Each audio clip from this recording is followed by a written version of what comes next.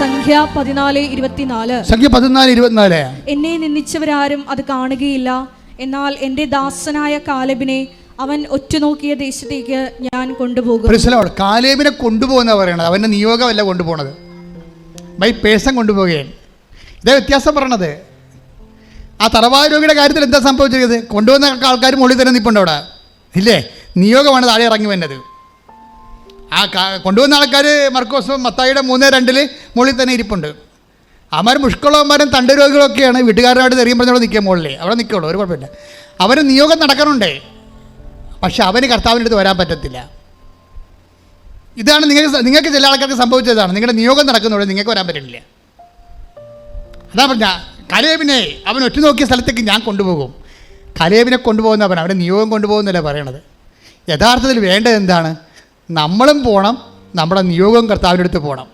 മനസ്സിലായില്ലേ? നമ്മുടെ നിയോഗം മാത്രം പോരാ. നിങ്ങളുടെ മകളെ കാനഡയിൽ വിട്ടാൽ മാത്രം പോരാ, നിങ്ങൾ കർത്താവിൻ്റെ അടുത്ത് ചെല്ലണം. അതാണ് വിഷയം പറയണത്. മകളെ കാനഡയിൽ വിട്ടാലും ആസ്ട്രേലിയ വിട്ടാലും നിങ്ങൾ കർത്താവിൻ്റെ അടുത്ത് ചെല്ലുന്നില്ലെങ്കിൽ അവസ്ഥ എന്താണ്? ഈ മുട്ടോളന്മാർക്ക് സംഭവിച്ചവരിക്കും. കണ്ടവൻ്റെ വില വിളിക്കാവുന്നല്ലാതെ വേറെ പരിപാടി നടക്കത്തില്ല. അവർ കർത്താവിൻ്റെ അടുത്ത് വരാൻ പറ്റണില്ല. വിശ്വാസമുണ്ടവർക്ക്, പക്ഷേ വിശ്വാസമുള്ള എല്ലാവർക്കും അവിടെ നിയോഗം നിറവേറും, പക്ഷേ കർത്താവിൻ്റെ അടുത്ത് വരാൻ പറ്റത്തില്ല. വിശ്വാസത്തിന് അങ്ങനെ ഒരു പരിമിതിയുണ്ട്. വിശ്വാസം കൊണ്ട് മാത്രമല്ല എല്ലാം. വിശ്വാസത്തിന് അടുത്ത കഷ്ടനഷ്ടങ്ങൾ സഹിക്കണം. ആനുകൂല്യങ്ങളില്ലാത്തപ്പോഴും ദൈവത്തെ ഏറ്റവും വലിയ ആനുകൂല്യമായി കണ്ടുകൊണ്ട് ഉടമ്പടി ലക്ഷ്യം ദൈവമാണെന്ന് കരുതണം. ശ്രദ്ധിക്കട്ടെ.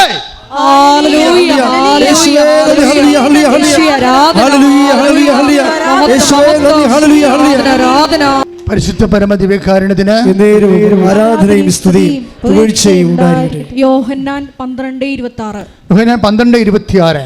എന്നെ ശുശ്രൂഷിക്കാൻ ആഗ്രഹിക്കുന്നവൻ എന്നെ അനുഗമിക്കട്ടെ. എന്നെ ശുശ്രൂഷിക്കാൻ ആഗ്രഹിക്കുന്നവൻ എന്നെ അനുഗമിക്കട്ടെ. അപ്പോൾ ഞാൻ ആയിരിക്കുന്നിടത്ത് എൻ്റെ ശുശ്രൂഷകനുമായിരിക്കും. എന്നെ ശുശ്രൂഷിക്കുന്നവനെ പിതാവ് ബഹുമാനിക്കും. ഞാൻ ആയിരിക്കുന്നിടത്ത് എൻ്റെ ശുശ്രൂഷകനും ആയിരിക്കും. ഇതാണ് കർത്താവിൻ്റെ മൈൻഡ് സെറ്റ്. ആ വചനം ഒന്നിന് വായിച്ചേ. യോഹന്നാൻ 12:26. എന്നെ ശുശ്രൂഷിക്കാൻ ആഗ്രഹിക്കുന്നവൻ എന്നെ അനുഗമിക്കട്ടെ. എന്നെ ഏറ്റു പറഞ്ഞേ. എന്നെ ശുശ്രൂഷിക്കാൻ ആഗ്രഹിക്കുന്നവൻ എന്നെ അനുഗമിക്കട്ടെ. അപ്പോൾ ഞാൻ ആയിരിക്കുന്നിടത്ത് എൻ്റെ ശുശ്രൂഷകനും ആയിരിക്കും. എന്നെ ശുശ്രൂഷിക്കുന്നവനെ പിതാവ് ബഹുമാനിക്കും. ഇതാണ് ഈശോയുടെ ഒരു മൈൻഡ് സെറ്റ്. എന്താണ്? എന്നെ ശുശ്രൂഷിക്കാൻ ആഗ്രഹിക്കുന്നവനാണ് ഈശോനെ അനുഗമിക്കേണ്ടത്. അല്ലെങ്കിൽ അതാണ് കാലേബിൻ്റെത്. കാലേബ് അന്ത്യം വരെയാണ് അവനെ നയിച്ച അരുവി വ്യത്യസ്തമാണെന്ന് പറയണത്. ചില ആൾക്കാർ നിയോഗം സാധിച്ച് കഴിയുമ്പോൾ അവർ സ്കൂട്ടാകും, വണ്ടി വിട്ട് പോകും. അതാണ് പ്രശ്നം. അവർ നിയോഗം സാധിച്ച് കഴിയുമ്പോൾ ഗുഡ് ബൈ പറയും. അവർ ഗുഡ് ബൈ പറയുമെന്ന് കർത്താവിന് അറിയാം. എന്നാൽ ഈ ഭൂമിയിലുള്ള കാര്യമല്ല. ചാകാതെ കിടക്കണമെന്ന് വിചാരിച്ചുകൊണ്ട് കർത്താവ് വെള്ളം കോരി ഒഴിക്കണതിനാണ്. ചാകാൻ പോകുന്നവർക്ക് നമ്മൾ വെള്ളം കൊടുക്കുമല്ല, അത്രയുള്ള ഉദ്ദേശിക്കുന്നത്. പക്ഷെ കർത്താവിൻ്റെ ഉദ്ദേശം അതല്ല. ഞാൻ ആയിരിക്കുന്നിടത്ത് എൻ്റെ ശുശ്രൂഷകനും ആയിരിക്കും. അതാണ് നിത്യത വരെ നീ കർത്താവിൻ്റെ കൂടെ ഉണ്ടാകണമെന്നാണ് ഈശോ ആഗ്രഹിക്കുന്നത്. അതിനാണ് നിന്റെ നിയോഗം നിനക്ക് ചവിട്ടുപടിയായിട്ട് തരുന്നത്. നിൻ്റെ നിയോഗങ്ങൾ നിത്യതയിലേക്കുള്ള നിന്റെ ചവിട്ടുപടി കർത്താവിലേക്ക് കയറി നിത്യത വരെ പോകുന്നു. അങ്ങനെ അവൻ്റെ സ്നേഹിതനായിരിക്കുകയും നിത്യതയിൽ അവനായിരിക്കുന്നിടത്ത് നിൻ്റെ നിയോഗങ്ങളെ പ്രതി, അത് കഴിഞ്ഞുള്ള നിന്റെ വിശ്വാസത്തെയും ദൈവസഹത്തെയും സുവിശേഷ സാക്ഷ്യജീവിതത്തെയും പ്രതി നീയും കർത്താവിൻ്റെ കൂടെ ആയിരിക്കുന്നത്. സ്തുതിക്കട്ടെ, കൈയടിച്ച് സ്തുതിക്കട്ടെ. പരിശുദ്ധ പരമദിവ്യകാരുണ്യത്തിന് നിത്യതയെ സ്നേഹിച്ചാൽ ബാക്കി എല്ലാ നിയോഗങ്ങളും ചേർത്ത് തരും. പിന്നെ ചില നിൻ്റെ നിയോഗങ്ങൾ നടക്കത്തില്ല കേട്ടോ, ഉറപ്പായിട്ട് നടക്കത്തില്ല. അതെന്താ കാര്യം വെച്ച് കഴിഞ്ഞാൽ ദൈവമാണ് ഈ നിയോഗത്തെ എടുക്കുന്നത്, പിശാചല്ല. ദൈവം എടുക്കണം. കാരണം ദൈവം നോക്കും നിത്യതയ്ക്ക് വല്ല കളങ്കവും വരുക ഇത് നിനക്ക് തന്നാൽ നിന്റെ നിത്യത അപകടപ്പെട്ടു പോകുമെന്ന് നോക്കിയാൽ, നിത്യമായിട്ട് ദൈവത്തിൻ്റെ കൂടെ നീ ഉണ്ടാവത്തില്ല, ഈ അനുഗ്രഹം നിനക്ക് തന്നാൽ എന്ന് ദൈവത്തെ തോന്നിയാൽ അത് വിത്ത് ഹീൽഡാകാൻ സാധ്യതയുണ്ട്. ചില ആൾക്കാരുടെ റിസൾട്ട് വിത്ത് ഹീൽഡല്ലേ, അതുപോലെ വിത്ത് ഹീൽഡാവും. അപ്പോൾ എന്താ സംഭവിക്കണമെന്ന് വെച്ച് കഴിഞ്ഞാൽ എവിടെയെങ്കിലും ഒരു തടസ്സം വന്നു കഴിഞ്ഞാൽ നീ അത് റെക്ടിഫൈ ചെയ്യേണ്ടത്, അത് റിപ്പയർ ചെയ്യേണ്ടത്, നിൻ്റെ ഈ നിയോഗങ്ങളുടെ തടസ്സങ്ങൾ നീ റിപ്പയർ ചെയ്യേണ്ടത് ഉടമ്പടിയുടെ വർക്ക്ഷോപ്പ് റിപ്പയറിംഗ് എന്ന് പറയണത് നിത്യതയുടെ സോഫ്റ്റ്വെയർ ഉപയോഗിച്ചാണ് ചെയ്യേണ്ടത്. അല്ല നീ പോയി ഉടനെ ഞാൻ കുമ്പസാരിക്കാത്ത കൊണ്ടായിരിക്കും ചിലപ്പോൾ ദൈവം എനിക്ക് IELTS ഞാൻ പിന്നെയും ഹിയറിംഗ് തോറ്റതെന്നൊക്കെ പറയരുത്. നീ ഉടമ്പടിയുടെ വർക്ക്ഷോപ്പിലേക്ക് കയറുമ്പോൾ അത് റിപ്പയർ ചെയ്യേണ്ടത് നിത്യതയുടെ സോഫ്റ്റ്വെയർ ഉപയോഗിച്ചുകൊണ്ടാണ്. എന്താണ് കാര്യം? നിത്യതയെക്കുറിച്ചുള്ള നിൻ്റെ കൺസെപ്റ്റ് എന്താണ്? നീ നിൻ്റെ നിയമത്തെക്കാൾ ഉപരി നിത്യത സ്നേഹിക്കുന്നുണ്ടോ? നിത്യമായ ദൈവത്തെ കൂടെ ആയിരിക്കാനുള്ള 12:26 നീ ദൈവത്തെ പോലെ നീ അത് മാനിക്കുന്നുണ്ടോ? അതോ നിനക്ക് മിനിമം പരിപാടി മാത്രമേ ഉള്ളൂ? ഇത് കമ്പം കഴിയുമ്പോൾ കാറ്റോ നിൻ്റെ വഴിക്ക് പോകാൻ ഉദ്ദേശിക്കുകയാണോ?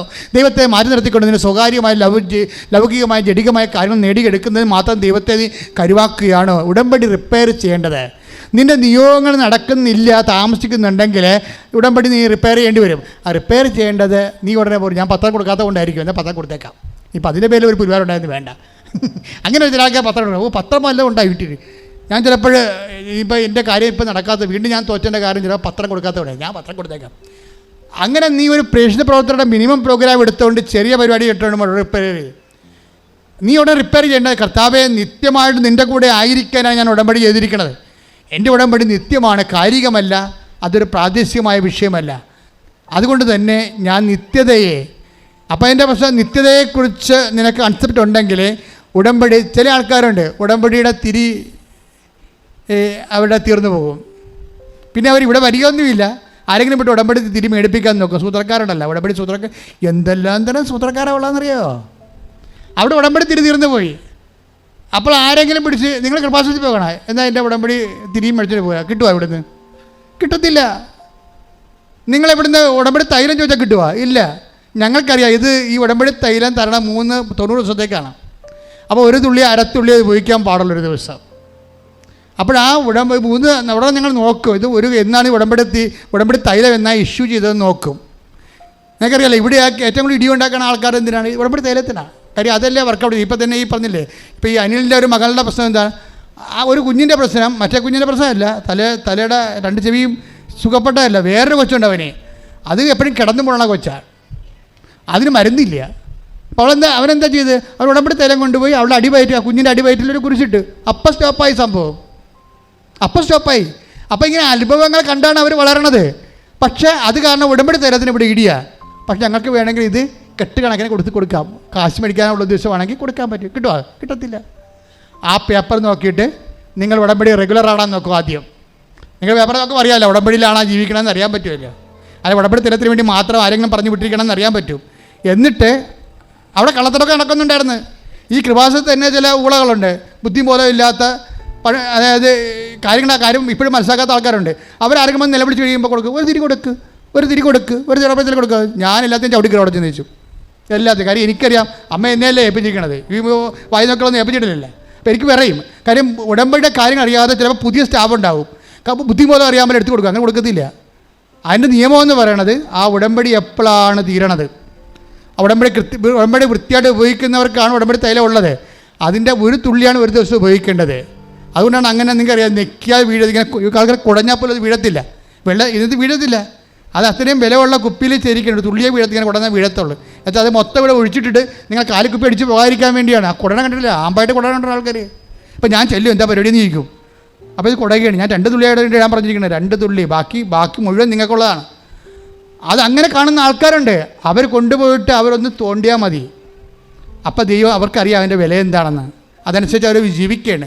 ദൈവത്തിനെ മുൻനിർത്തിയാണ്. ക്രിസ്തു നിൻ്റെ കൂടെ ഉണ്ടെങ്കിൽ നിനക്കിതൊന്നും പ്രശ്നമല്ല. ക്രിസ്തു ഇല്ലാതെ ഇങ്ങനെ കുടഞ്ഞിട്ട് കാര്യമില്ല, കൈയുടെ മണി പിടിയാവുന്ന ഒരു കാര്യമില്ല. അപ്പം ക്രിസ്തുവിനെ മാറ്റി നിർത്തിക്കൊണ്ടൊരു പണി നടക്കത്തില്ല. അപ്പം അതുകൊണ്ട് എപ്പോഴും നമ്മൾ സംഭവം ക്രിസ്തുവിനെ മാറ്റിയെന്ന് വെച്ച് കഴിഞ്ഞാൽ ടെമ്പററി പ്രോഗ്രാം അല്ലതാനും, അത് നിത്യത വരെയാണ്. ഞാനുള്ളിടത്ത് എൻ്റെ സ്നേഹിതനും ഉണ്ടായിരിക്കും. അപ്പോൾ ഉടമ്പടി ചില ആൾക്കാരുണ്ട്, അവർ ഉടമ്പടിയുടെ തിരി തീർന്നു പോയാലും അവർ ഉടമ്പടി തന്നെ ജീവിക്കും. ഉപവാസം കറക്റ്റ് ചെയ്യും, രോഗികളെ പോയി കാണും, അതുപോലെ തന്നെ അവരുടെ വിശുദ്ധ ജീവിതം നയിക്കും, ബൈബിൾ വായിക്കും, പത്രം വാങ്ങിച്ചു കൊടുക്കും. അവിടെ തിരി തീർന്നു പോയെന്നേ ഉള്ളൂ. പക്ഷേ അവരുടെ ബാക്കി എല്ലാ കാര്യങ്ങളും ഉടമ്പടി ജീവിതം തീരത്തില്ല. ചില ആൾക്കാരുടെ ഉടമ്പടി തിരി തീരുമ്പോൾ എല്ലാം തീർന്ന്. അങ്ങനെയാണ് തിരിക്രിസ്ത്യാനി എന്ന് പറഞ്ഞ സാധനം. അത് ഇതിൻ്റെ അകത്തുണ്ട്. ഉടമ്പടി തിരിക്രിസ്ത്യാനിയുണ്ട്. തിരി തീരുമ്പോൾ അവരും തീരും. ചില ആൾക്കാർ തിരി തീർന്നാലും ഉടമ്പടി തുറന്നുകൊണ്ടിരിക്കും. കാര്യം ദൈവമായിട്ടുള്ള ഉടമ്പടിയാണ്, അതൊരു ജീവിതമാണ്. അത് തിരികത്തിക്കൽ ഏർപ്പാട് മാത്രമല്ല എൻ്റെ അടുത്തുള്ളത്, അതൊരു ജീവിതമാണ്. അത് ദൈവത്തിന് അവർക്ക് മാത്രം അറിയാവുന്ന ഒരു സ്നേഹത്തിൻ്റെ പ്രതിബദ്ധതയാണത്. പ്രാർത്ഥിക്കുക. കർത്താവായ ദൈവമേ, കർത്താവായ ദൈവമേ, ഉടമ്പടി എന്ന ദൈവിക ജീവിതം, ഉടമ്പടി എന്ന ദൈവിക ജീവിതം അമ്മയുടെ മാധ്യസ്ഥത്തിലെ കാലേബിനെ പോലെ പൂർണ്ണമായി അനുഗമിച്ചുകൊണ്ട് സത്യസന്ധമായി സുവിശേഷത്തിൽ സാക്ഷ്യമാകാൻ എന്നെ അഭിഷേകം ചെയ്യണമേ. ശ്രദ്ധിക്കട്ടെ.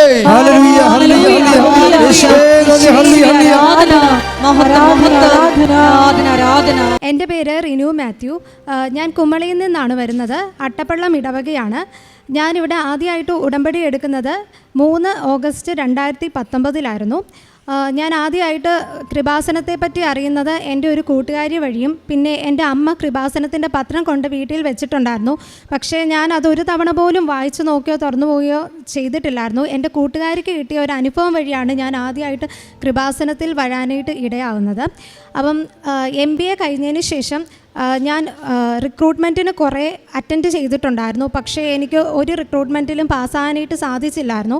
അവസാന അറ്റംപ്റ്റ് വരെ ഞാൻ എത്തിയാലും എനിക്ക് ഫൈനൽ ഇൻ്റർവ്യൂവിന് പോകാനോ അങ്ങനെ കുറേ തടസ്സങ്ങൾ എനിക്ക് അനുഭവപ്പെട്ടിരുന്നു. അപ്പം അങ്ങനെ ഇരിക്കെ ഞാനൊരു ജോലിക്ക് വേണ്ടിയായിട്ടാണ് ആദ്യമായി കൃപാസനത്തിൽ വന്ന് ഉടമ്പടി എടുക്കുന്നത്. അപ്പം ഞാനിവിടെ ഉടമ്പടി എടുത്ത മാതാവിനോട് ഞാൻ 26 ഓഗസ്റ്റ് 2019 എനിക്ക് ജോലി പ്രവേശിക്കണമെന്നാണ് ഞാൻ ആദ്യമായിട്ട് ഉടമ്പടിയിൽ നിയോഗം വെച്ചിരുന്നത്. ഞാൻ അതുപോലെ തന്നെ ഡേറ്റ് ഇട്ട് പ്രാർത്ഥിക്കുകയും ചെയ്തിരുന്നു. അപ്പം അതിൻ്റെ ഫലമായിട്ട് എനിക്ക് 26 ഓഗസ്റ്റ് 2019 എറണാകുളത്തുള്ള ഒരു നല്ലൊരു കമ്പനിയിൽ തന്നെ എനിക്ക് HR തന്നെ ജോലി ലഭിക്കുകയും ചെയ്തു. അപ്പം ഞാൻ അങ്ങനെ ഉടമ്പടി നല്ല രീതിയിൽ 3 മാസത്തോളം നല്ല രീതിയിൽ ഭക്തിയായിട്ട് ജോലി ലഭിച്ചതിന് ശേഷം മുന്നോട്ട് പൊക്കോണ്ടിരുന്നു. അതിൻ്റെ ഇടയ്ക്ക് ജോലി തിരക്കും കാര്യങ്ങളും ഒക്കെ ആയിട്ട് എനിക്ക് ഉടമ്പടിയിൽ കുറച്ച് ഉഴപ്പും കാര്യങ്ങളും ഒക്കെ പതുക്കെ വന്നു തുടങ്ങിയിരുന്നു. പക്ഷേ ഞാൻ സമയം കിട്ടുമ്പോഴൊക്കെയായി പ്രാർത്ഥനയിൽ ഇടയ്ക്കിടയ്ക്കായിട്ട് ചൊല്ലാനായിട്ട് തുടങ്ങി. കാരണം രാവിലെ പ്രത്യക്ഷീകരണ പ്രാർത്ഥന ചെല്ലുമ്പോൾ മിക്ക സമയവും 5:30 ചെല്ലാനായിട്ട് കറക്റ്റ് എനിക്ക് സാധിച്ചിരുന്നില്ല. 6 മണി അങ്ങനെ സമയം വ്യത്യാസം വന്നുകൊണ്ടേയിരുന്നു.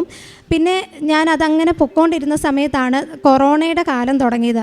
അത് ഏകദേശം ഒരു മാർച്ച് മാസമൊക്കെ ആയപ്പോഴേക്കും കൊച്ചിയിൽ സ്റ്റാർട്ട് ചെയ്ത് തുടങ്ങിയിരുന്നു. ഞാൻ ആദ്യമായിട്ട് ജോലി പ്രവേശിച്ചത് എറണാകുളത്തുള്ള ഒരു ഹോട്ടൽ ഇൻഡസ്ട്രിയിലായിരുന്നു. അപ്പം കൊറോണ ബാധിച്ച് ആദ്യമായിട്ട് ജോലി എല്ലാവർക്കും പോയി തുടങ്ങിയത് ഹോട്ടൽ ഇൻഡസ്ട്രിയിലായിരുന്നു. അപ്പം എനിക്ക് അന്ന് ഞാനൊരു ജൂനിയർ സ്റ്റാഫ് ആയതുകൊണ്ട് എനിക്ക് ആദ്യമായിട്ട് ജോലി അവിടെ നഷ്ടപ്പെട്ടതിന് ശേഷം പിന്നെ ഞാൻ വീട്ടിൽ ചെന്നിരുന്ന നല്ല രീതിയിൽ പ്രാർത്ഥിക്കാനൊക്കെ തുടങ്ങി. പക്ഷേ എനിക്ക് ഭയങ്കര നിരാശയായിരുന്നു. പക്ഷേ നിരാശയായി ഞാൻ മാതാവിൻ്റെ പ്രാർത്ഥനയൊക്കെ പ്രത്യക്ഷീകരണ പ്രാർത്ഥന വീണ്ടും പുനരാരംഭിച്ചു. എങ്കിലും എനിക്ക് കുറേ നാളത്തേക്ക് ജോലിയൊന്നും ലഭിച്ചില്ല. മുഴുവൻ ലോക്ക്ഡൗണായി. അങ്ങനെയായി ഒരു ഇൻ്റർവ്യൂസും കാര്യങ്ങളും ഒന്നും അറ്റൻഡ് ചെയ്യാൻ പറ്റുന്നില്ല. അങ്ങനെ പല വിഷമങ്ങളായി. മാനസികമായി എനിക്ക് ഭയങ്കര ഒരു വിഷമമായി. കാരണം എൻ്റെ ഫ്രണ്ട്സ് എല്ലാവരും നല്ല രീതിയിൽ നല്ല റെപ്യൂട്ടഡ് ആയിട്ടുള്ള കമ്പനീസിൽ ജോലി ചെയ്യുന്നു. അപ്പം ഞാൻ ഇങ്ങനെ പ്രാർത്ഥിച്ചുകൊണ്ടേയിരുന്നു. പക്ഷേ എനിക്ക് സെപ്റ്റംബറിൽ വീണ്ടും നല്ലൊരു ജോലി മാതാവ് വന്ന് എന്നെ അനുഗ്രഹിച്ചു. അങ്ങനെ ഇരിക്കെ ഞാൻ ആ കമ്പനി ജോലി ചെയ്തുകൊണ്ടിരുന്നു. പക്ഷേ എനിക്ക് ജോലിയിൽ ഒരിക്കലും സംതൃപ്തി കണ്ടെത്താൻ പറ്റുന്നില്ലായിരുന്നു. ഞാൻ എത്രയേറെ വർക്ക് ചെയ്തിട്ടും എനിക്ക് ഇഷ്ടപ്പെടാൻ സാധിക്കുന്നില്ല. അങ്ങനെ ഇരിക്കുകയാണ് എനിക്ക് മാതാവ് ഒരു വഴിയായിട്ട് എനിക്ക് IELTS പുറത്ത് പോകണം എന്നുള്ളൊരു മോഹം വന്നു തുടങ്ങിയത്. എനിക്ക് പണ്ട് മുതലേ MBA എന്ന് ഞാൻ പഠിച്ചത് തന്നെ പുറത്തോട്ട് പോകണം എന്നുള്ളൊരു ഉദ്ദേശം കൊണ്ട് മാത്രമായിരുന്നു. പക്ഷേ എനിക്ക് പലപ്പോഴും അതിന് തടസ്സങ്ങൾ നേരിട്ടിരുന്നു. എനിക്ക് സാധിച്ചിരുന്നില്ല. അതിൻ്റെ പ്രൊസീജിയർ തുടങ്ങാനും IELTSന് പ്രിപ്പറേഷൻ തുടങ്ങാനും ഒന്നും സ്റ്റാർട്ട് ചെയ്യാൻ പറ്റിയിരുന്നില്ല. അങ്ങനെ ഇരിക്കെ എനിക്ക് മാതാവ് തന്നെ ഒരു വഴിയായിട്ട് IELTS പഠിക്കണമെന്നുള്ളൊരു ഉദ്ദേശത്തോടെ ഞാൻ ആ കമ്പനിയിൽ നിന്ന് ജോലി റിസൈൻ ചെയ്ത് ഇറങ്ങി. പക്ഷേ ഞാൻ IELTS പഠിക്കാൻ ശ്രമിച്ചെങ്കിലും വീണ്ടും എനിക്കൊരു ജോലി കിട്ടി. അപ്പം ജോലി കിട്ടിയപ്പോൾ എനിക്ക് ഈ ജോലി ചെയ്തുകൊണ്ടിരുന്ന ഒരാളായതുകൊണ്ട് അത് നിർത്തി പഠിക്കാനും വീണ്ടും ഒരു വരുമാന മാർഗമല്ലേ അതിൻ്റെ കൂടെ അങ്ങ് പഠിച്ചുകൂടെ എന്നുള്ളൊരു മനസ്സിൽ അങ്ങനെ ഒരു ഉദ്ദേശത്തോടു കൂടി ഞാനത് IELTSും പഠനവും എല്ലാമായിട്ട് ജോലിയും എല്ലാം ആയിട്ട് പൊക്കോണ്ടിരുന്നു. പക്ഷേ എനിക്ക് IELTSന് ഞാൻ അങ്ങനെ ഫസ്റ്റ് അറ്റംപ്റ്റ് എഴുതി നോക്കി. പക്ഷേ എനിക്ക് വിജയിക്കാൻ സാധിച്ചില്ല. അങ്ങനെ ഞാൻ ജോലി നിർത്തി വീട്ടിലേക്ക് വന്നിരിക്കുമായിരുന്നു. വീണ്ടും അപ്പോൾ എനിക്ക് മനസ്സിൽ തോന്നി ഞാൻ ഉടമ്പടി പുതുക്കിയിട്ടില്ല. ഞാൻ ഇത്രയും കൊറോണയും ഇതുമൊക്കെ ആയിട്ട് എനിക്ക് വീണ്ടും കൃപാസനത്തിൽ വന്ന് മാതാവിൻ്റെ സന്നിധി വന്ന് ഉടമ്പടി പുതുക്കാനോ ഒന്നും സാധിച്ചിരുന്നില്ല. അപ്പം ഞാൻ തിരിച്ചിവിടെ വന്ന് ഉടമ്പടി പുതുക്കിയത് 13 മെയ് 2022 അപ്പം ഉടമ്പടി പുതുക്കി ഞാൻ വീണ്ടും പ്രാർത്ഥനകളും കാര്യങ്ങളും എല്ലാം ആയിട്ട് സജീവമായിട്ട് പങ്കെടുത്തു. പക്ഷേ ഉടമ്പടിയുടെ ലക്ഷ്യം എന്താണെന്നോ കാര്യമായിട്ടുള്ള രീതിയിൽ ഞാനത് മനസ്സിലാക്കിയിരുന്നില്ല. പിന്നെ ഞാൻ വീട്ടിൽ വീട്ടിലിരുന്ന് ഈ പഠിച്ചുകൊണ്ടിരിക്കുമ്പോൾ തന്നെ പല സാക്ഷ്യങ്ങളൊക്കെ എല്ലാവരുടെയും കേൾക്കാൻ തുടങ്ങി. ഞാൻ യൂട്യൂബിൽ ആദ്യമായിട്ട് സെർച്ച് ചെയ്ത IELTS കൃപാസനം എന്ന് പറഞ്ഞിട്ടാണ്. അപ്പം എനിക്ക് കാരണം IELTS പാസ്സാകണം, അതായിരുന്നു എൻ്റെ മെയിൻ ലക്ഷ്യം. പിന്നെ ഞാൻ IELTS കൃപാസനം എന്ന് പറഞ്ഞ ഒരുപാട് പേരുടെ സാക്ഷ്യങ്ങൾ കേൾക്കാൻ തുടങ്ങി. പിന്നെ എനിക്ക് മനസ്സിലായി ഞാൻ ഈ IELTS കൃപാസനം എന്ന് പറഞ്ഞാൽ പ്രാർത്ഥിച്ചുകൊണ്ടിരുന്ന് കഴിഞ്ഞാൽ എനിക്ക് IELTSും കാര്യങ്ങളും ഒന്നും വിജയിക്കാൻ സാധിക്കില്ല. പിന്നെ ഞാൻ വരുന്ന എല്ലാ ഉടമ്പടിയും എല്ലാ തരത്തിലുള്ള ആൾക്കാർ എങ്ങനെയാണ് പ്രാർത്ഥിച്ചത് എല്ലാ കാര്യങ്ങളും മനസ്സിലാക്കുവാനും പഠിക്കാനും തുടങ്ങി. ആദ്യമേ ഞാൻ ഉടമ്പടി പുതുക്കിയ സമയത്ത് കറക്റ്റായിട്ട് കാരുണ്യ പ്രവർത്തികൾ ചെയ്യുകയോ രോഗീ സന്ദർശനം ചെയ്യുകയോ ഒന്നും ചെയ്തിരുന്നില്ല. ഞാൻ പിന്നെ ദിവസവും എനിക്ക് കുർബാനയിൽ സംബന്ധിക്കാനും സാധിക്കുന്നില്ലായിരുന്നു. ഇടയ്ക്കിടയ്ക്ക് സമയം കിട്ടുമ്പോൾ ഞാൻ രാവിലെ പോയി കുർബാനയിൽ പങ്കെടുക്കുകയും ചെയ്യുമായിരുന്നു. അങ്ങനെ ഞാൻ എഴുതി ഒരു ഡേറ്റ് ഞാൻ ജൂണിൽ തന്നെ എടുത്തിരുന്നു. ജൂൺ 25 ഞാൻ IELTSൻ്റെ ഡേറ്റ് എടുത്തു. അതിന് ഒരാഴ്ച മുന്നേ ഞാൻ ഇവിടെ വന്ന് ബ്ലെസ്സിങ്ങിന് വേണ്ടി വരികയും ഹോൾ ടിക്കറ്റ് അച്ഛൻ്റെ കയ്യിൽ വന്ന് ബ്ലെസ്സിങ് എല്ലാം മേടിച്ചുകൊണ്ട് ഞാൻ പോവുകയും ചെയ്തു. എന്നിട്ട് എനിക്ക് ഭയങ്കര വിശ്വാസമായിരുന്നു IELTS ഞാൻ ഇപ്രാവശ്യം ഉറപ്പായിട്ടും പാസ്സാകും. ഞാൻ വീട്ടിലും എല്ലാവരോടും പറഞ്ഞുകൊണ്ടിരുന്നു, ഞാൻ ബൈബിളൊക്കെ വായിച്ചുകൊണ്ടിരുന്നു. പക്ഷേ കാരുണ്യ പ്രവർത്തികളും പിന്നെ പത്രമൊക്കെ എൻ്റെ അമ്മയാണ് ഡിസ്ട്രിബ്യൂട്ട് ചെയ്തുകൊണ്ടിരുന്നത്. ഞാൻ IELTS പഠിക്കുകയാണ്, ഓൺലൈൻ കോച്ചിങ് ആയിരുന്നു ചെയ്തിരുന്നത് എന്നൊക്കെ പറഞ്ഞുകൊണ്ട് ഞാൻ പത്രം ഞാനായിട്ട് ഡിസ്ട്രിബ്യൂട്ട് ചെയ്യാനോ ഒന്നും ശ്രമിച്ചിരുന്നില്ല. എല്ലാം ഞാൻ അമ്മയുടെ കയ്യിൽ ഏൽപ്പിച്ചിട്ട് അമ്മ കൂട്ടായ്മകളിലൊക്കെ പോകുമ്പോൾ അമ്മ തന്നെയാണ് ഡിസ്ട്രിബ്യൂഷനും കാര്യങ്ങളും എല്ലാം ചെയ്തിരുന്നത്. അങ്ങനെ ഇരിക്കെ ഞാനെന്നാലും IELTS എക്സാം എല്ലാം അറ്റംപ്റ്റ് ചെയ്തു. എനിക്കന്ന് നല്ല ഡിഫിക്കൽട്ടായിരുന്നു. എനിക്ക് ഏറ്റവും പാടുള്ള മൊഡ്യൂൾ എന്ന് പറയുന്നത് റീഡിംഗ് ആയിരുന്നു. എത്ര ചെയ്ത് നോക്കിയാലും എനിക്ക് ഒരിക്കലും കിട്ടത്തില്ലായിരുന്നു. അപ്പോൾ എനിക്ക് എക്സാം കഴിഞ്ഞപ്പോൾ മനസ്സിലായി എനിക്ക് ഇപ്രാവശ്യം കിട്ടാനായിട്ടൊന്നും പോകുന്നില്ല, അങ്ങനെ എനിക്ക് തോന്നിയിരുന്നു. പക്ഷേ റിസൾട്ട് വന്നപ്പോൾ അതുപോലെ തന്നെ റീഡിങ്ങിൻ്റെ സ്കോർ മാത്രം എനിക്ക് 5.5 എന്നുള്ള രീതിയിൽ നിന്നു. ബാക്കി എല്ലാത്തിനും എനിക്ക് കിട്ടുകയും ചെയ്തു. അത് കഴിഞ്ഞിട്ട് ഞാനത് കഴിഞ്ഞ് വീണ്ടും പലരുടെയും സാക്ഷ്യങ്ങളും കാര്യങ്ങളും കൃപാസനത്തിൻ്റെ യൂട്യൂബ് ചാനലിൽ കയറി നോക്കാൻ തുടങ്ങി. അപ്പോൾ എല്ലാവരും പറയുന്ന രോഗീ സന്ദർശനവും കാരുണ്യ പ്രവർത്തികളെ പറ്റിയെല്ലാം മനസ്സിലാക്കി ഞാൻ അങ്ങനെ അടുത്ത ഉടമ്പടിയുടെ കാര്യങ്ങൾ നല്ല രീതിയിൽ ഭക്തിപൂർവ്വം ചെയ്യാനായിട്ട് തുടങ്ങി. അടുത്ത ഡേറ്റ് ഞാൻ 30th ജൂലൈ 2022 IELTSൻ്റെ ഡേറ്റ് ഞാൻ എടുത്തു. എന്നിട്ട് ഞാൻ ആ മാസം ഞാൻ കറക്റ്റായിട്ട് എല്ലാ കാര്യങ്ങളും കാരുണ്യ പ്രവർത്തികൾ എന്നുള്ള രീതിയിൽ എനിക്ക് പരിശുദ്ധ അമ്മ എന്നെ ഓർമ്മിപ്പിച്ച ഞാൻ രോഗീ സന്ദർശനത്തിന് വേണ്ടി 2 തവണ ഗവൺമെൻറ് ഹോസ്പിറ്റലിൽ ചെന്ന് പേഷ്യൻസിനെ നോക്കാൻ പോയി. പക്ഷേ എനിക്ക് പേഷ്യൻസ് അവിടെ ഒന്നും ഇല്ലായിരുന്നു. അങ്ങനെ 3ാമത്തെ തവണ ഞാൻ അവിടെ നോക്കാൻ പോയപ്പം അവിടുത്തെ ഗവൺമെൻറ് ആശുപത്രിയിലെ നേഴ്സ് എന്നെ സംശയത്തോടെ നോക്കി. ഞാനിങ്ങനെ അയിലെല്ലാം തപ്പിത്തെരഞ്ഞ് രോഗികളെ തെരഞ്ഞ് നടക്കുക, എന്നിട്ടെങ്ങും എനിക്ക് കണ്ടെത്താൻ സാധിച്ചില്ല. ലാസ്റ്റ് ഞാൻ അവിടുന്ന് നേരെ എനിക്ക് മനസ്സിലൊരു ചിന്ത തോന്നി, ഞങ്ങളുടെ അവിടെ ആകാശപ്പറവ അതായത് ഓൾഡ് ഏജ് ഹോം ഉണ്ട്. അപ്പം എനിക്ക് അവിടെ ചെന്നിട്ട് ഞാൻ സിസ്റ്ററിനോട് ചോദിച്ചു, എനിക്ക് 1 മാസത്തേക്ക് ഇവിടെ ശുശ്രൂഷ ചെയ്യാനായിട്ട് സാധിക്കുമോ സിസ്റ്ററെ? ഞാനിവിടെ വന്ന 1 മാസത്തേക്ക് എനിക്ക് അന്ന് ജോലിയും കൂടെ ഉണ്ടായിരുന്നു. ഞാൻ ഉച്ച കഴിഞ്ഞ് ജോലി ചെയ്യുന്നുണ്ടായിരുന്നു. UK ടൈമിലായിരുന്നു ഞാൻ ചെയ്തിരുന്നത്. അപ്പോൾ ഉച്ച വരെ ഞാനിവിടെ വന്ന് ശുശ്രൂഷ ചെയ്തോട്ടെ, ബാക്കി കാര്യങ്ങൾ ബാക്കി പേഷ്യൻസിൻ്റെ കാര്യങ്ങളും അങ്ങനെയൊക്കെ ഉള്ള കാര്യങ്ങൾ ഞാൻ നോക്കിക്കോളാം. അപ്പോൾ സിസ്റ്റർ സമ്മതിച്ചു. ഞാൻ അങ്ങനെ പിറ്റേ ദിവസം മുതൽ ചെന്ന് അവിടുത്തെ രോഗികളെ ശുശ്രൂഷിക്കുകയും അവിടുത്തെ അമ്മമാരെ കുളിപ്പിക്കാനും അവർക്ക് ആഹാരമൊക്കെ കൊടുക്കാനും അങ്ങനെ അവർക്ക് എക്സർസൈസും കാര്യങ്ങളും പല കാര്യങ്ങളും ചെയ്യാൻ ആക്ടിവിറ്റീസായിട്ട് ഞാൻ അവിടെ തുടങ്ങി. ഇപ്പോഴും ഞാനത് കണ്ടിന്യൂ ചെയ്തുകൊണ്ടിരിക്കുകയാണ്. കാരണം എനിക്ക് മാതാവാണ് ഈ ഒരു വഴി പറഞ്ഞു തന്നത്. ഞാൻ അവിടെ എല്ലായിടത്തും രോഗികളുണ്ടോ എന്നുള്ള രീതിയിൽ അന്വേഷിച്ച് നടക്കുക. കാരുണ്യ പ്രവർത്തികൾ എന്തൊക്കെ ചെയ്യണമെന്ന് പോലും വ്യക്തമായിട്ട് അറിയത്തില്ല. അങ്ങനെ പിന്നെ ഞാൻ സാക്ഷ്യങ്ങളെല്ലാം നോക്കി ഡ്രസ്സില്ലാത്തവർക്ക് ഡ്രസ്സൊക്കെ കൊണ്ട് കൊടുക്കുകയും അങ്ങനെ നല്ല രീതിയിൽ ശുശ്രൂഷ ചെയ്യാനായിട്ട് എനിക്ക് സാധിച്ചു. അങ്ങനെ ഞാൻ എക്സാമിന് ഡേറ്റ് എടുത്ത പ്രകാരം ഒരാഴ്ച മുൻപേ ഞാൻ കൃപാസനത്തിൽ വന്ന് അച്ഛൻ്റെ ബ്ലെസ്സിങ്ങിന് വേണ്ടി ഞാൻ വരികയും അന്ന് ഞാൻ പ്രാർത്ഥിച്ചിരുന്നു. തലേദിവസം ഞാൻ മാതാവിനോട് പ്രാർത്ഥിച്ചിരുന്നു, മാതാവേ എനിക്ക് അച്ഛൻ ഉറപ്പായിട്ട് ഒരു കാശുരൂപം വെഞ്ചരിച്ച് തരണം. കാരണം ഞാൻ അതിന് മുന്നേ വന്ന് ബ്ലെസ്സിങ് മേടിച്ചിട്ടുണ്ട്. അപ്പം ബ്ലെസ്സിങ് മേടിച്ചപ്പോൾ ഒന്നും എനിക്ക് കാശുരൂപം അങ്ങനെയൊന്നും ഇവിടെ കൊടുക്കുന്നില്ലായിരുന്നു. ജസ്റ്റ് എനിക്ക് പ്രാർത്ഥിച്ചിട്ട് പോകുമായിരുന്നു ചെയ്തിരുന്നത്. അപ്പം ഞാൻ അന്ന് മാതാവിനോട് തലേദിവസം പ്രാർത്ഥിച്ചിരുന്നു, മാതാവേ എനിക്കിവിടെ വരുമ്പോൾ ഉറപ്പായിട്ട് ഒരു കാശുരൂപം എനിക്ക് കിട്ടിയിരിക്കണം, അതെനിക്ക് ഒരു വിശ്വാസത്തിൻ്റെ ഇത് വർദ്ധിപ്പിക്കാൻ വേണ്ടി എനിക്ക് അമ്മ തരണമെന്ന് ഞാൻ പ്രാർത്ഥിച്ചിരുന്നു. അന്ന് അതുപോലെ തന്നെ ആദ്യമായിട്ടാണ് ഞാൻ അപ്പം വരുമ്പോൾ കാണുന്നത് എക്സാമിൻ്റെ സമയത്ത് അച്ഛൻ ബ്ലെസ്സിങ്ങിൻ്റെ കൂടെ വെഞ്ചരിച്ച കാശുരൂപവും തന്ന് എല്ലാവർക്കും പറഞ്ഞു വിടുമായിരുന്നു ചെയ്തിരുന്നത്. അതുപോലെ തന്നെ എനിക്ക് കാശുരൂപവും കിട്ടി. അത് ഞാൻ അച്ഛനോട് പറഞ്ഞിരുന്നത് എനിക്ക് റീഡിംഗ് ആണ് ഏറ്റവും ടഫായിട്ടുള്ള മൊഡ്യൂൾ. എനിക്ക് എല്ലാ പ്രാവശ്യം 2 തവണയും പോയത് അതാണ്. അപ്പം അതിനുവേണ്ടി എനിക്ക് പ്രത്യേകം പ്രാർത്ഥിക്കണം എന്ന് പറഞ്ഞിരുന്നു. അപ്പോൾ അതുപോലെ തന്നെ എനിക്ക് ഇപ്രാവശ്യം റിസൾട്ട് ഞാൻ 2 ദിവസം മുന്നേ ആയിരുന്നു എനിക്ക് റിസൾട്ട് ഞാൻ അറിഞ്ഞിരുന്നത്. അപ്പം എനിക്ക് മാതാവ് അതിൻ്റെ ഒരു സൂചന തന്നിരുന്നു.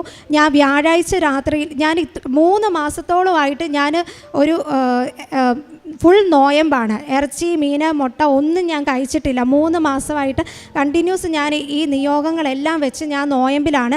ഞാൻ തീരുമാനിച്ചിരുന്നു ഞാൻ കൃപാസനത്തിൽ വന്ന് സാക്ഷ്യം പറഞ്ഞതിന് ശേഷം മാത്രമേ ഞാൻ ഇനിയൊരു ഇതുപോലെ വേറെ എന്തെങ്കിലും ഇറച്ചി, മീൻ, മുട്ട അങ്ങനത്തെ രീതിയിലുള്ള ആഹാരം കഴിക്കുകയുള്ളൂ എന്ന് ഞാൻ അമ്മയോടും പറഞ്ഞിരുന്നു. അമ്മ പറഞ്ഞായിരുന്നു പരീക്ഷയൊക്കെ കഴിഞ്ഞതല്ലേ, പിന്നെ നിനക്ക് എന്തുകൊണ്ട് ഇനി കഴിച്ചുകൂടാന്നൊക്കെ ചോദിച്ചു. എങ്കിലും ഞാൻ പറഞ്ഞു ഞാൻ ഇവിടെ വന്ന് മാതാവിനെ കണ്ട് സാക്ഷ്യം പറഞ്ഞതിന് ശേഷം മാത്രമേ അങ്ങനെ എന്തെങ്കിലുമുള്ള ആഹാരങ്ങൾ ഞാൻ കഴിക്കുകയുള്ളൂ. അപ്പം ഞാൻ അങ്ങനെയായിരുന്നു തീരുമാനിച്ചിരുന്നത്. അതുപോലെ വ്യാഴാഴ്ച രാത്രിയിൽ എനിക്ക് മാതാവ് ഒരു സൂചന തന്നിരുന്നു റിസൾട്ട് വരും. ഞാൻ അന്ന് രാത്രിയിൽ മാതാവിനോട് കൊന്ത ചൊല്ലി പ്രാർത്ഥിച്ചു. പിന്നെ ഞാൻ 33 പ്രാവശ്യം എൻ്റെ എക്സാമിൻ്റെ കാര്യങ്ങളെല്ലാം കഴിയുന്നിടം വരെ ഞാൻ മാതാവിൻ്റെ പ്രത്യക്ഷീകരണ പ്രാർത്ഥന 33 തവണ ഞാൻ ചൊല്ലി പ്രാർത്ഥിച്ചിരുന്നു. പിന്നെ ഒരു ബൈബിൾ വചനം ഞാൻ എപ്പോഴും ചൊല്ലി പ്രാർത്ഥിച്ചിരുന്നത്, ശക്തനും ധീരനുമായിരിക്കുക, ഭയപ്പെടുകയോ പരിഭ്രമിക്കുകയോ ചെയ്യരുതെന്ന് നിന്നോട് ഞാൻ കൽപ്പിച്ചിട്ടില്ലേ, നിന്റെ ദൈവമായ കർത്താവ് നീ പോകുന്നിടത്തെല്ലാം നിന്നോട് കൂടി ഉണ്ടായിരിക്കും എന്ന് ജോഷുവ പ്രവാചകൻ്റെ പുസ്തകത്തിൽ നിന്ന് 1:9 എപ്പോഴും ഞാൻ ചൊല്ലി പ്രാർത്ഥിച്ചിരുന്നു. പിന്നെ മാതാവിൻ്റെ പ്രത്യക്ഷീകരണത്തിൻ്റെ സ്ഥിര സാക്ഷിയാക്കി എന്നെയും മാറ്റണേ, മാതാവ് എന്നെ കയ്യിലെടുത്തിട്ടുണ്ട് എന്ന് എനിക്ക് പൂർണ്ണമായി വിശ്വാസം ഈ IELTS പാസ്സാകുന്നതിലൂടെ മനസ്സിലാക്കി തരണേ എന്ന് ഞാൻ പൂർണ്ണമായിട്ടും പ്രാർത്ഥിച്ചിരുന്നു. എനിക്ക് തന്ന എല്ലാ അനുഗ്രഹങ്ങൾക്കും ഇതൊന്നും അല്ല, ഇതിലും കൂടുതൽ അനുഗ്രഹങ്ങളുണ്ട്. ഇപ്പോഴത്തെ സമയ ചുരുക്കം കാരണം ഞാൻ ഇത്രയും പറഞ്ഞ് അവസാനിപ്പിക്കുന്നു. മാതാവിനും തിരുക്കുമാരനും കോടാനുകോടി നന്ദി പറഞ്ഞുകൊണ്ട് ഞാൻ എൻ്റെ വാക്കുകൾ നിർത്തുന്നു. ഈശോയ്ക്കും അമ്മയ്ക്കും പ്രത്യേകമായിട്ട് നന്ദി പറയാം. ഒരു കൃപയുടെ നിറവിൽ നിൽക്കാനായിട്ട് സാധിച്ചതിന് ഫലമായി ആ കൃപ മെറിറ്റ് മുഴുവനും മാറ്റി തമ്പുരാൻ്റെ മുമ്പിൽ തൻ്റെ കഴിവുകൾക്കാൾ അപ്പുറമായി അമ്മയുടെയും ഈശോയുടെയും കരങ്ങളെ തന്നെ സമർപ്പിച്ചുകൊണ്ട് ഈ മരിയൻ ഉടമ്പടിയിലൂടെ ലഭിക്കുന്ന കൃപാവരത്തെ മനസ്സിൽ ധ്യാനിച്ചും ആ കൃപാവരത്തിൽ പ്രാപിച്ചുകൊണ്ടും നടത്തിയ യാത്രയിലൂടെ ലഭിച്ച അനുഗ്രഹത്തിൻ്റെ സാക്ഷ്യമാണ് നമ്മളിപ്പോൾ കേട്ടത്. ഇവിടെ നമ്മൾ പലപ്പോഴും അച്ഛൻ ആവർത്തിച്ച് ജോസഫ് അച്ഛൻ ധ്യാനത്തിലൂടെയൊക്കെ പറയുന്നൊരു കാര്യമാണ്. ഇവിടെ ഈ മരിയൻ ഉടമ്പടി വർക്കൗട്ട് ചെയ്യുന്നത് മെറിറ്റിലല്ല, ഗ്രേസിലാണ്, കൃപയിലാണ്. അപ്പോൾ കൃപയിലൂടെ ആണ് ഈ മരിയൻ ഉടമ്പടി നമ്മളെ പിന്നെ നയിക്കുന്നത്. കാരണം ദൈവത്തിൻ്റെ വചനം കൃപയായി നമ്മുടെ ഹൃദയങ്ങളിൽ നിലനിൽക്കുന്നു. ആ കൃപ പിന്നെ നമുക്ക് പറ്റാത്ത മേഖലകളിലേക്കൊക്കെ ഒഴുകിയിറങ്ങുന്നത് കാണാൻ സാധിക്കും. അപ്പോൾ MBA കഴിഞ്ഞു, അതിനുശേഷം പിന്നീട് ജോലിക്ക് വേണ്ടി ശ്രമിക്കുമ്പോൾ ആ പഠനത്തോട് തന്നെ ഭാഗമായിട്ട് ജോലിക്ക് ശ്രമിച്ചിരുന്നു. പക്ഷെ ആ ജോലി അത് കഴിഞ്ഞപ്പോൾ ജോലി കിട്ടി. അമ്മയോട് പ്രാർത്ഥിച്ചു, ജോലി ഡേറ്റ് ഇട്ട് പ്രാർത്ഥിച്ചിട്ട് പരമായി ജോലി കിട്ടി. പക്ഷേ ജോലി പിന്നീട് പോകുന്നു. അവിടെ പോയി കഴിഞ്ഞ് നിരാശപ്പെട്ടിരിക്കുമ്പോൾ പിന്നീടൊരു സാധ്യത തുറക്കുന്നില്ലെന്ന് കണ്ടപ്പോൾ ഉടമ്പടി ഉഴപ്പുന്നുണ്ടെന്ന കാര്യം മനസ്സിലായി. ഉടമ്പടി എവിടേക്കോ ഞാൻ കൃത്യമായിട്ട് ചെയ്യുന്നില്ല എന്നൊരു ബോധ്യത്തിലേക്ക് വന്നു. അപ്പോൾ എളിമപ്പെടാൻ തുടങ്ങി. എളിമപ്പെട്ടുകൊണ്ട് തന്നെ അമ്മയുടെ മുമ്പിൽ ഇതൊരു സീരിയസ് ആയിട്ട് ഞാൻ ചെയ്യണമെന്നൊരു തീരുമാനത്തിലേക്ക് വന്നു. അങ്ങനെ തീരുമാനത്തിലേക്ക് വന്ന് ഇത് സീരിയസ് ആയിട്ട് ചെയ്യാൻ തുടങ്ങിയപ്പോൾ അതിനകത്തുള്ള പ്രേക്ഷിത പ്രവർത്തനങ്ങൾ അത് വളരെയേറെ പ്രധാനപ്പെട്ടതാണ്. കാരണം നമ്മൾ ഉടമ്പടി പ്രാർത്ഥന ഒരു ചൊല്ലുന്ന പ്രാർത്ഥനയല്ല, ചെയ്യുന്ന പ്രാർത്ഥനയാണ്. അപ്പോൾ അത് 20% പ്രാർത്ഥനയും 80%-ഓളം അത് ചെയ്യേണ്ട കാര്യങ്ങളുള്ള അടങ്ങിയതുമായ പ്രാർത്ഥനയാണ്. അപ്പോൾ അമ്മ പറഞ്ഞിട്ടുള്ളത് യോഹന്നാൻ 2:5 അവൻ പറയുന്നത് പോലെ ചെയ്യുക, അവൻ പറയുന്നത് പോലെ കേൾക്കുക. അപ്പോൾ കർത്താവ് പറയുന്ന പോലെ ചെയ്യാനാണ് മരിയൻ ഉടമ്പടി പ്രാർത്ഥന നമുക്ക് നൽകപ്പെടുന്നത്. കർത്താവ് പറയുന്ന പോലെ അനുസരിച്ച് ആ കർത്താവിനോടൊപ്പം സഞ്ചരിക്കാൻ വേണ്ടിയിട്ടാണ് അമ്മ ഈ പ്രാർത്ഥന നമുക്ക് നൽകിയിട്ടുള്ളത്. അപ്പോൾ അങ്ങനെ അനുസരിച്ചുകൊണ്ട് വിശ്വസ്തയോടുകൂടിയാണ് ഇത് നമ്മൾ പാലിക്കേണ്ടത്. കാരണം ഇത് വിശ്വസ്തതയിലാണ് നിലനിൽക്കുന്നത്, ഒരു പ്രാർത്ഥനയിലല്ല. ഇത് വിശ്വസ്തയോടുകൂടി ആരൊക്കെ ചെയ്യുന്നുവോ അവരുടെയൊക്കെ ജീവിതത്തിൽ അമ്മ ഈശോ ഉണ്ടാകും. അപ്പോൾ ഇവിടെ കൃപയിൽ നിറയാനായിട്ട് ഒന്ന് സാധിച്ചു. 2 ഈ കൃപ കണ്ടെത്തിയ രീതി, അതായത് സാക്ഷ്യങ്ങൾ കേട്ടുകൊണ്ടിരുന്നു. യൂട്യൂബ് ചാനൽ ഒത്തിരി സാക്ഷ്യങ്ങൾ കേട്ടുകൊണ്ടിരുന്നു. ഈ സാക്ഷ്യങ്ങൾ പറയുന്ന രീതി അനുസരിച്ച് രോഗികളെ സന്ദർശിക്കുക, ആശുപത്രിയിൽ പോയി രോഗികളെ സന്ദർശിക്കുക, ഗവൺമെൻറ് ഹോസ്പിറ്റലിൽ പോയി, ഗവൺമെൻറ് ഹോസ്പിറ്റൽ ആരും കാണത്തില്ലല്ലോ, ആരും ഇല്ലാത്തവരുണ്ടാവുമല്ലോ, അവരെ പോയി കാണുന്നത്. പക്ഷേ അമ്മ ഒരുക്കിയിരുന്നത് അതല്ല. അവിടെ അമ്മ ഒരുക്കി വെച്ചിരുന്നത്, അതുകൊണ്ടാണ് ആ ഹോസ്പിറ്റലിൽ പോയിട്ട് ആരെയും കാണാൻ പറ്റിയില്ല.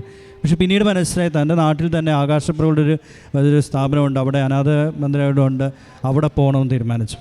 അവിടെ പോവുക മാത്രമല്ല, തീരുമാനമേനെയാണ് എനിക്കൊരു മാസം അവിടെ ശുശ്രൂഷ ചെയ്യണം, ഞാനിവിടെ ശുശ്രൂഷ ചെയ്തോട്ടെ എന്നാണ്.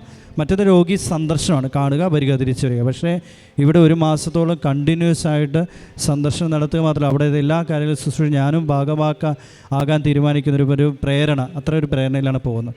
പിന്നെ പത്രം കൊടുക്കാനും മടിയായിരുന്നു, പക്ഷേ പത്രമൊക്കെ പിന്നെ ഏറ്റെടുത്തു, അതൊക്കെ കൃത്യമായിട്ട് ചെയ്യാൻ തുടങ്ങി. അപ്പോൾ ഇവിടെ ഇതാണ് ധീരന് ശക്തമായിട്ടിരിക്കാൻ സാധിക്കുന്നത്. നമ്മൾ ഒരു ധൈര്യം, ആത്മധൈര്യം നമുക്ക് ലഭിക്കും. ഈ മകൾക്ക് അത് ലഭിച്ചിരുന്നു. അതുകൊണ്ട് തന്നെ പിന്നീട് നിരാശപ്പെടേണ്ട ആവശ്യമില്ല. 3 പ്രാവശ്യം IELTS എക്സാം എഴുതിയപ്പോഴും പരാജയപ്പെടുമ്പോഴും പക്ഷെ പരിശുദ്ധ അമ്മയോടൊപ്പം ആയിരുന്നുകൊണ്ട് അല്പം ഇൻവെസ്റ്റ്മെൻറ്റ് ചെയ്തുകൊണ്ട് തന്നെ ത്യാഗം സഹിച്ചുകൊണ്ട് എക്സ്ട്രാ ആയിട്ട് എന്ത് ചെയ്യാം എൻ്റെ ദൈവത്തിന് വേണ്ടിയിട്ട് എന്നുള്ള ചിന്തയിലേക്ക് വന്നു. ആദ്യം IELTS കൃപാസനം എന്ന് അടിച്ചുകൊണ്ടാണ് യൂട്യൂബിൽ സാക്ഷി നോക്കിയത്. പിന്നീട് മനസ്സിൽ അങ്ങനെ നോക്കിയിട്ട് കാര്യമില്ല. അമ്മയുടെയും ഈശോയുടെയും ഉടമ്പടിയിലൂടെ, ഈ തന്നിരിക്കുന്ന പ്രാർത്ഥനയിലൂടെ എങ്ങനെയാണ് ഈശോ അമ്മയും പ്രവർത്തിക്കുന്നത്, എങ്ങനെയാണ് ഉടമ്പടി ബന്ധത്തിൽ നിലനിൽക്കേണ്ടതെന്നുള്ള ഒരു അന്വേഷണം നടത്താൻ തുടങ്ങിയപ്പോൾ അമ്മ ഈശോയും ഈ കുഞ്ഞിനെ കരുതാൻ തുടങ്ങി. അതിന് ഫലമായിട്ട് IELTS എക്സാം പാസ്സായി. അപ്പോൾ ഉടമ്പടി എടുക്കുന്നവർ അത് സീരിയസ് ആയിട്ട് എടുക്കുകയും അതിൽ ഉടമ്പടി പാലിക്കുകയും ചെയ്യണം. അത് കൃത്യമായിട്ട് ചെയ്യണം, വിശ്വസ്തയോടെ അത് പാലിക്കണം. അങ്ങനെ ചെയ്യുന്നവർക്ക് അമ്മ ഈശോയും കൂടെ നടന്ന് എല്ലാ മേഖലയും തുറക്കപ്പെടും. അവൾ പ്രത്യേകമായി മകൾ ആഗ്രഹിച്ച എല്ലാ കാര്യങ്ങളും എന്തൊക്കെ അമ്മയോട് ചോദിച്ചിട്ടുണ്ടോ അതൊക്കെ ഈ മകൾക്ക് ഈശോയും അമ്മയും കൊടുത്തിട്ടുണ്ട്.